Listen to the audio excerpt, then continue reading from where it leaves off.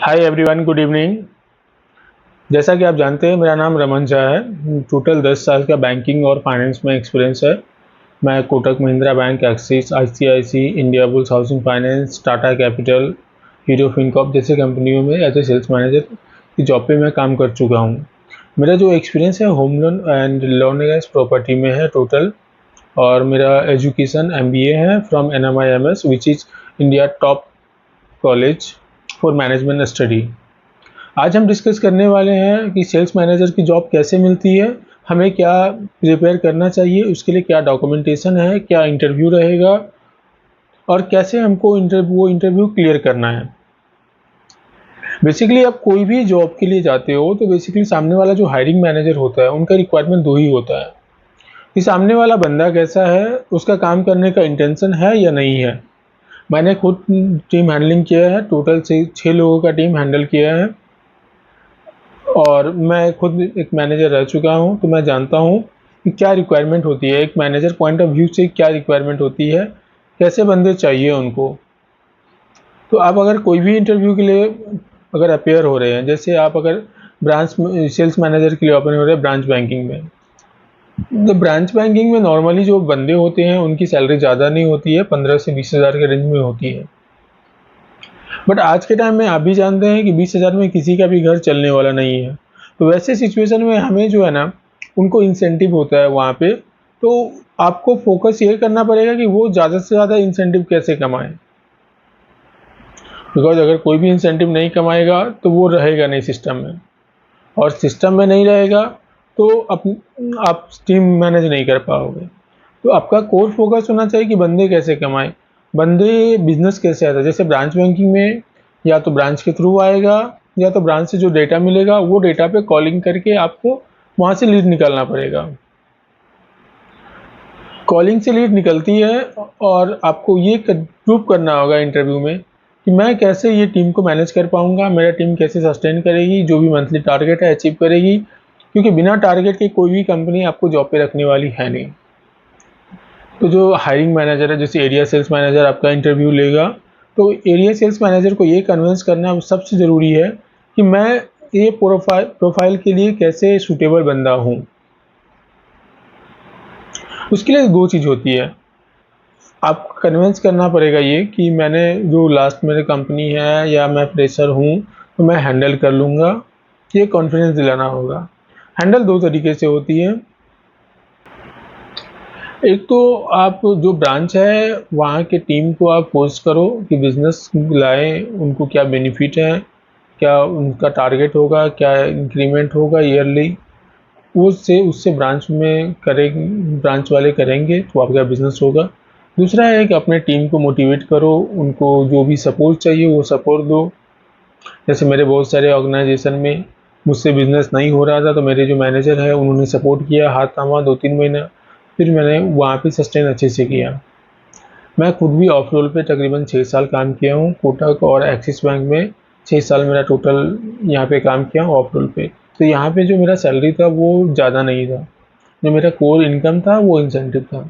अगर मेरा इंसेंटिव नहीं आता तो मतलब ही नहीं बनता जॉब करके। ठीक उसी तरह जो आपकी टीम में रहेगा उसका भी सेम रहेगा। दूसरा होता है ओपन मार्केट।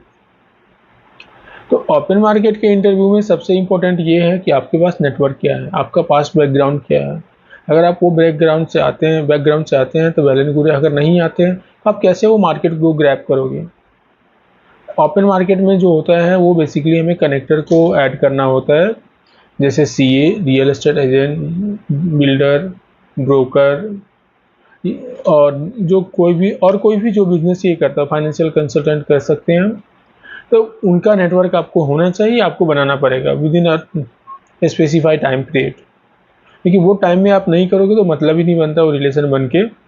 और वहाँ पे आपको 5 से 6 या 10 बंदों की टीम मिलेगी, उनके थ्रू बिजनेस करना है।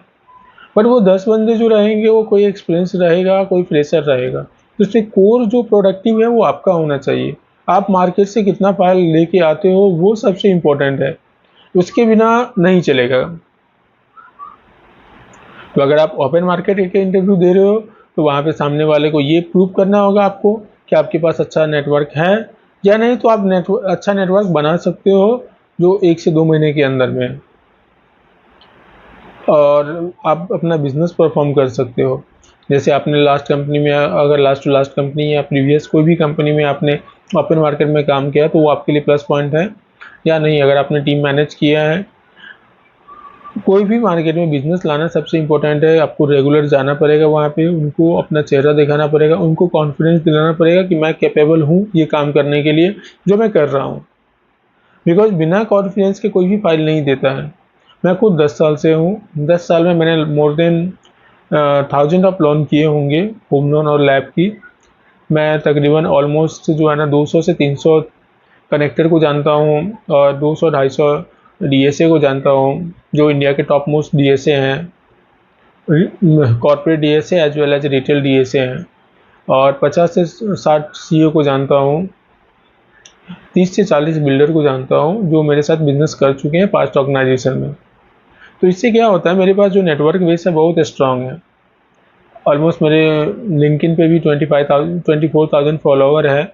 वहाँ से भी मुझे एक दो फाइल महीने का बिजनेस आता है। तो ये मेरे लिए प्लस पॉइंट। ठीक उसी तरह से आपको भी बिल्ड करना पड़ेगा ये नेटवर्क। हाँ, ये नेटवर्क बिल्ड करना नॉट एन ईजी, आपको थोड़ा टाइम देना पड़ेगा मार्केट में सस्टेन करने के लिए, और आपको आप जो काम लेते हो हाथ में उसको कंप्लीट करना पड़ेगा। तीसरा होता है डीएसए वर्टिकल। डीएसए में जो मेजर होता है वो आपके पास कितने डीएसए हैं, कितने कनेक्टर हैं जो आपके साथ कंटिन्यू बिजनेस कर रहे हैं। डीएसए में एक रूल है, अगर आपको किसी ने एक फाइल दिया, वो फाइल का प्रॉपर क्लेरिफिकेशन, अगर सैंक्शन होता है तो वेल एंड गुड, अगर रिजेक्ट होता है तो आपको क्लेरिफाई करना है कि क्यों रिजेक्ट हुआ और इसका रीज़न क्या है। अगर आप ये क्लेरिफाई नहीं कर पाएंगे तो दूसरा फाइल आपको नहीं मिलेगा। और जो इंटरव्यूअर है, जो आरएसएम है या एरिया सेल्स मैनेजर है या बिजनेस हेड है या जनरल सेल्स मैनेजर है, उनको ये देखना रहता है कि आपका मार्केट में कितना जान पहचान है, आप कितना बिजनेस लेके आओगे ऑन द टेबल। बिकॉज सबको आज के टाइम में जो है ना, सबको बिजनेस से मतलब है। नो मैटर आप क्या करते हो नहीं करते हो, उससे मतलब नहीं है।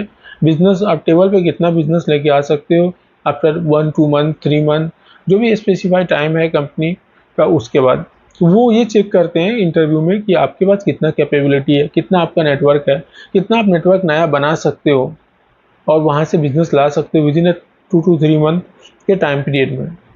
ये चीज़ अगर किसी को कंफर्ट आ गया तो आपका जॉब 110% फिक्स होगा। मैंने खुद भी बहुत से शॉर्ट टर्म में भी जॉब चेंजेस किए हैं, 3 मंथ 6 मंथ 1 ईयर 9 मंथ। मैंने ऑलमोस्ट 6 कंपनी में जॉब चेंजेस किए हैं लास्ट 10 ईयर में। और मैं ऑलमोस्ट मैं जितना इंटरव्यू दिया हूँ उसका 75% मेरा सिलेक्शन रेशियो रहा है। और अभी के टाइम में भी मैं अगर 3 महीने में भी जॉब छोड़ूं तो मुझे जॉब मिल जाती है, बिकॉज मेरे पास वो नेटवर्क है जो ऑन द टेबल में लेके आ सकता हूँ। मैं 100% कॉन्फिडेंस के साथ बोल सकता हूँ। इवन मैं उनको नंबर शो कर सकता हूँ कि मैं ये इंडिया को जानता हूँ, ये नेटवर्क है, ये चैनल पार्टनर है, ये मुझे जानते हैं, यहाँ से मुझे बिजनेस आएगा। तो सबसे इम्पोर्टेंट यही है, नो मैटर आपका लास्ट ऑर्गेनाइजेशन क्या है, क्या बिजनेस कर रहे थे, क्या रीजन है। हाँ, सबसे लास्ट ये है कि आप जॉब क्यों स्विच कर रहे हो। ये जो क्वेश्चन है बेसिकली, इससे ये इंटेंशन पता चलता है कि लास्ट ऑर्गेनाइजेशन में आपकी क्या सिचुएशन है, अब जॉब चेंज करने का रीजन क्या है। तो सामने वाला जो इंटरव्यूअर है, इवन जो भी है, area sales manager, general manager या बिजनेस हेड या एचआर मैनेजर, वो जानना चाहते हैं कि आप लास्ट ऑर्गेनाइजेशन में क्यों जॉब छोड़ रहे हो और यहाँ पे आके जॉब क्यों नहीं छोड़ोगे। वो इन दोनों चीज़ों के बीच का जो गैप है वो अंडरस्टैंड करना चाहते हैं। वो आप एक्सप्लेन आपको करना होगा कि रीज़न देना होगा क्यों आप जॉब छोड़ रहे हो। कुछ ऐसा नेगेटिव रीज़न नहीं दीजिएगा जिससे आपका जो इंटरव्यू है वो अच्छा हुआ इंटरव्यू ख़राब हो जाए। कुछ भी और रहता है ऐसी जानकारी के लिए मुझे कमेंट कीजिए, मुझे मेल कीजिए, मेरा नंबर है, मुझे कॉल कीजिए। मैं अवेलेबल हूँ आपका सपोर्ट के लिए। Thank you so much. और मेरे चैनल को लाइक एंड सब्सक्राइब कर दीजिए।